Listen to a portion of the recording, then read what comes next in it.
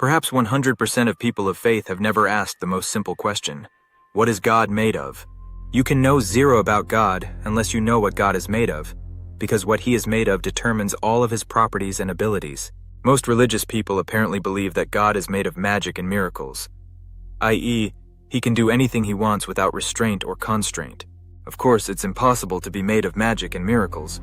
God has to be made of something very specific, an eternal and necessary substance that cannot degrade or run down or lose energy. God must be a zero-entropy eternal energy organism.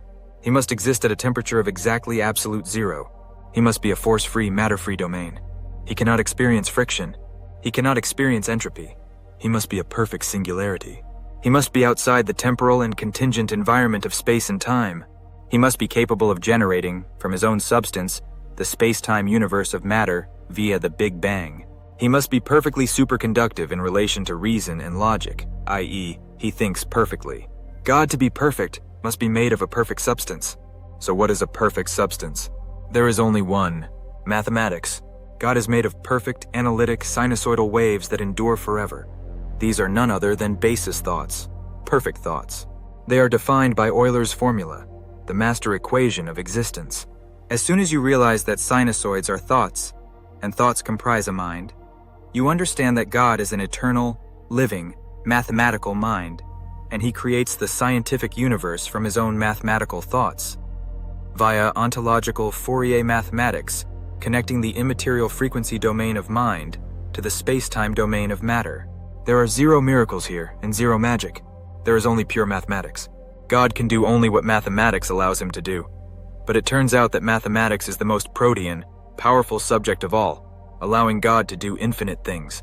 At last, we now have a science of God. This science is called ontological mathematics, the mathematics of existence itself. Existence itself is called God. Moreover, God isn't one, God is many. God is a hive God. Monads are unit minds, and God is the collection of all monadic minds. God doesn't make souls. On the contrary, God is made of souls. God is the well of souls. And guess what? You are one of these souls.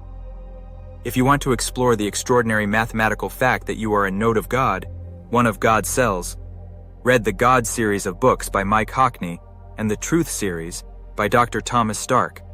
Bearing in mind that many arms of the predatory corporatocracy have banned these books because they challenge and overthrow 100% of mainstream religions and spiritual systems, all of which now exist under the protection of the corporatocracy.